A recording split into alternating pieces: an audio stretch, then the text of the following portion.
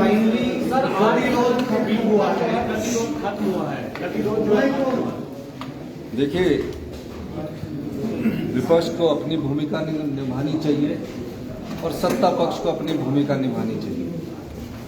विपक्ष सवाल उठाए, प्रश्न करे और सरकार को उनका उत्तर देना है। पर विपक्ष सदन का वॉकआउट करके चला जाए, वो अच्छी परंपरा नहीं। अच्छा है कि आज वो आए, और मैंने तो पहले उठकर कह दिया कि विपक्ष जो भी मुद्दे उठाना चाहता है उनको उठाने का पूरा मौका दें। पर विपक्ष सनसनीखेज मुद्दे उठाकर अपनी जो राजनीतिक रोटियां सेकना चाहता है और बिना तर्क के बात करता है, तो उससे सदन वॉकआउट करके बाहर निकल जाते हैं। आज प्रतिपक्ष के नेता ने अपनी बात रखी, हमने कहा आप खुल के रखिए, और उन्होंने अपनी बात को रखा, और उसके बाद अभी सदन की कार्रवाई चली। प्रश्न उत्तर के समय भी ऐसा पहले दावे के साथ कह सकता हूं कि विपक्ष को चर्चा से भागना नहीं चाहिए, अपने मुद्दे उठाने चाहिए।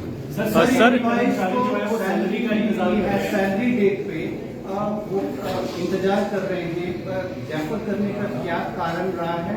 और साथ में वो ये भी कह रहे हैं कि जो सैलरी के मामले में मैं विधानसभा में अंदर सभा पटल पर एक स्टेटमेंट दूंगा, और ऐसा नहीं है कि किसी की सैलरी को रोका जा रहा है। सरकारी कर्मचारी और अधिकारी हमारे भाई है।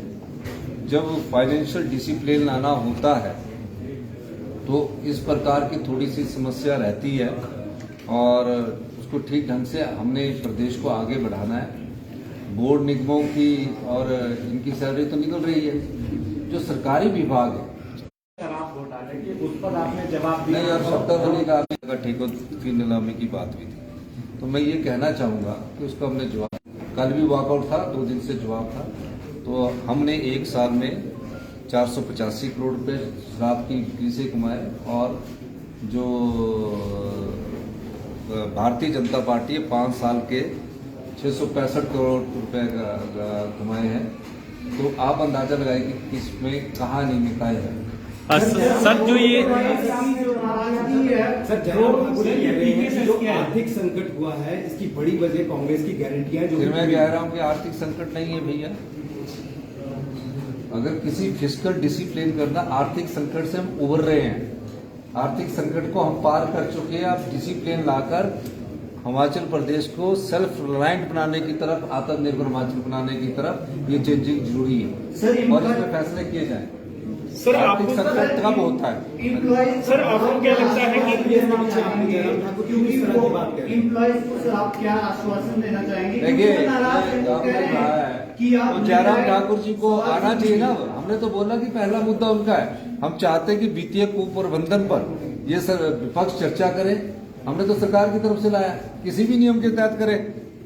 हम जनता की को भी बताना चाहते हैं, हिमाचल प्रदेश की 75 लाख जनता को हम बताना चाहते हैं कि वित्तीय कुप्रबंधन क्यों हुआ, और कैसे डबल इंजन की सरकार ने जनता के खजाने को लुटा दिया।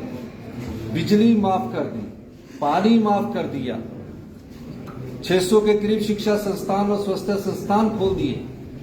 इन सब चीजों को अगर वो चर्चा लाएंगे, नहीं लाएंगे तो हमारे द्वारा चर्चा लाई जाएगी, और हम जनता को बताना चाहते हैं, हम जनता को जागरूक करना चाहते हैं कि जब कोई नीतिगत फैसले नहीं होते तो प्रदेश की अर्थव्यवस्था का उसका क्या प्रभाव पड़ता है। जो इनकम टैक्स देता हो, जो 1 करोड़ रुपया इनकम टैक्स देता हो, उसको मुफ्त की बिजली नहीं चाहिए, मुफ्त का पानी नहीं चाहिए। इन्होंने बिना सोचे समझे बिजली पानी मुफ्त का उन लोगों को दे दिया जो लोग देने अपने पैसे से पानी भी खरीदना चाहते थे, बिजली भी खरीदना चाहते थे। किसको मुफ्त में मिलनी चाहिए? जो गरीब है उसको मुफ्त में मिले, कोई दुख नहीं है, चाहे पानी है चाहे बिजली है।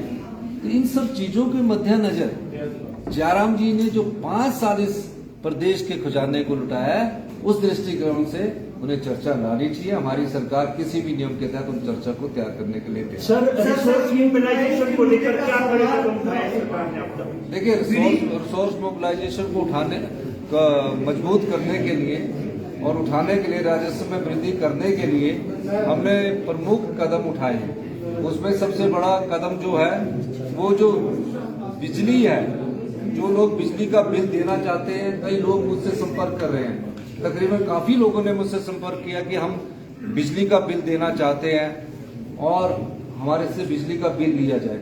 उनको हम अपने दृष्टिकोण से चरणबद्ध तरीके से बिजली के बिल में एक रूपता लाकर उसको कम करेंगे। पानी में मिनिमम हमने 100 रुपया पानी के बिल का कर दिया, लेकिन उन परिवारों के लिए नहीं जिनकी परिवारों की 50,000 रुपये से इनकम कम है, उनसे 100 रुपया भी नहीं लिया जाएगा। बसेस में जो हमारा थोड़ा बहुत रिफॉर्म्स किए जा सकते हैं उसमें बढ़ रहे हैं। और तीसरा, हम अपनी अर्थव्यवस्था में शराब के ठेकों की नीलामी से जो हमें रेवेन्यू आ रहा है, इस साल 150 करोड़ का अधिक राजस्व आ रहा है, ये इन्वेस्टमेंट ड्रेन होती नहीं है।